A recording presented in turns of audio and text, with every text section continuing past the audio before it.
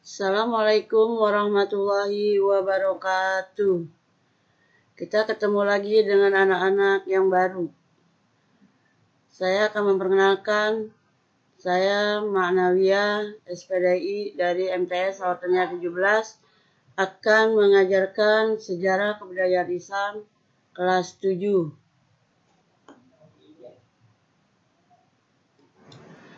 Sini kita akan membahas tentang Nabi Muhammad SAW sebagai rahmat bagi seluruh alam semesta. Sini ada peta konsep, itu tentang dakwah Nabi Muhammad SAW. Yang pertama, dakwah Nabi adalah langkah, tantangan, dan strategi. Langkah yaitu ada 4. 1. Penanaman akidah, pendekatan lemah lembut, merubah perilaku jahiliyah, mengangkat dan melindungi hak asasi manusia. Tantangan Nabi Muhammad SAW itu ada 3. Ancaman dan penghinaan, membujuk Nabi, memboikotan. Ancaman dan penghinaan dibagi 2. Pada Nabi Muhammad SAW pada pengikutnya. Membujuk Nabi, harta, tahta, dan wanita. Bertukar sembahan. Membujuk Abu Thalib. Pemboikotan. Yang ketiga, dakwah Nabi Muhammad SAW dengan strategi. Yaitu dibagi 3. Rahasia, terang-terangan, hijrah. Yang pertama rahasia dibagi 3 lagi. Turunnya surat Al-Mudaththir ayat 1-7. Berlangsungnya selama 3 tahun. Sasaran keluarga dan orang-orang dekat Nabi. Terang-terangan. Turunnya surat Al-Hajar ayat 94. Sasaran semua masyarakat Mekah. Ada yang menolak dan menerima. Kafir Quraisy gencar memusuhi Nabi. Dakwah dengan cara strategi yaitu yang hijrah. Itu dibagi Thaif dan Hasbi. Kondisi masyarakat Arab pra-Islam. 1. Kepercayaan masyarakat Arab pra-Islam.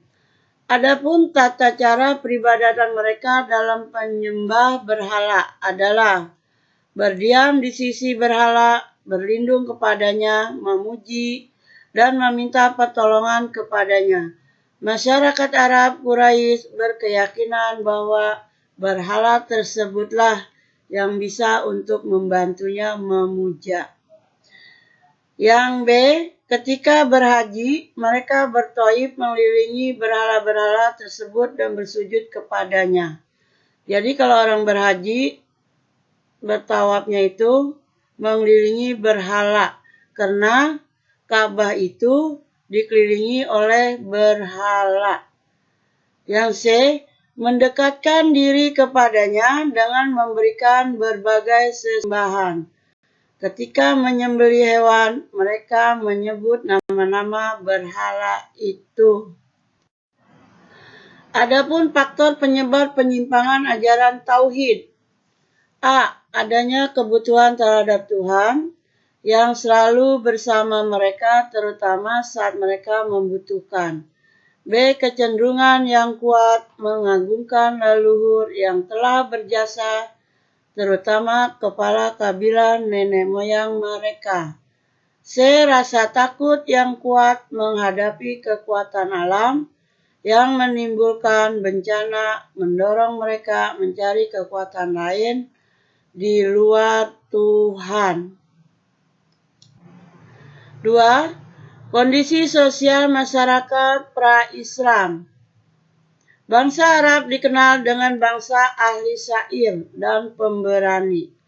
Selain ahli syair dan pemberani, karakter positif Arab lainnya seperti punya semangat tinggi dalam mencari nafkah, sabar menghadapi kekerasan alam, mempunyai ketahan fisik, kekuatan daya ingat, hormat akan harga diri, dan martabat. Masyarakat yang cinta kebebasan, loyal pada pimpinan, pola hidup yang sederhana, ramah, dan sebagainya. Yang ketiga, kondisi ekonomi masyarakat Mekah pra-Islam. Kondisi ekonomi bangsa Arab saat sebelumnya datangnya Islam sudah maju, karena sebagian besar mereka berniaga. Perdagangan merupakan mata pencaharian mereka, meskipun ada juga yang bertani dan berternak. Bagi orang Arab Badui, peternakan menjadi sumber utama kehidupan mereka. Mereka berpindah-pindah guna keperluan mengiring ternak-ternak mereka ke suatu wilayah yang sedang hujan dan subur. Jadi kehidupan mereka berpindah dari suatu daerah ke daerah lain atau nomaden. Jadi kondisi ekonomi masyarakat Mekah sebelum Islam itu sudah keadaannya subur, ya, maju. Yang keempat, kondisi politik masyarakat sebelum Islam. Sebelum Islam datang, bangsa Arab dipengaruhi oleh 3 kekuatan politik, yaitu Kekaisaran Bizantium, Kekaisaran Persia yang memeluk agama Zoroaster, serta dinasti Himyar yang berkuasa di Arab bagian selatan. Kondisi politik Jazirah Arab terpengaruhi oleh 2 hal, yaitu interaksi dunia Arab dengan Kekaisaran Bizantium dan Persia. Kedua, persaingan antara Yahudi dan Zoroaster. Dan selanjutnya, di Jazirah Arab juga terdapat beberapa kerajaan yang pernah ada. Di antaranya, Kerajaan Kinda, Kerajaan Ma'in, Kerajaan Sabah, Kerajaan Himyar, pendudukan Romawi di Yaman, pendudukan orang-orang Persia atas Yaman, Kerajaan Hira, Kerajaan Ghassan, dan Kerajaan Hijaz. Itu nama-nama kerajaan yang pernah ada di Jazirah Arab. Ada juga lagi suku Quraisy mengatur urusan yang berkenaan dengan Ka'bah. Itu ada 10 jabatan tinggi yang dibagikan kepada kabilah dari suku Quraisy, yaitu Hijabah, penjara kunci Ka'bah; Sikoya, penjara air mata Jam-Jam; Diyat, kekuasaan hakim sipil dan kriminal; Sifara, kekuasaan usaha negara atau duta; Liwa, jabatan ketentaraan; Rifadah, pengurus pajak bagi fakir miskin; Nadwa, jabatan ketua dewan; Khaiman, pengurus balai musyawarah; Khazinah, jabatan administrasi keuangan; Azlim, penjaga panah peramal, untuk mengetahui pendapat para dewa-dewa.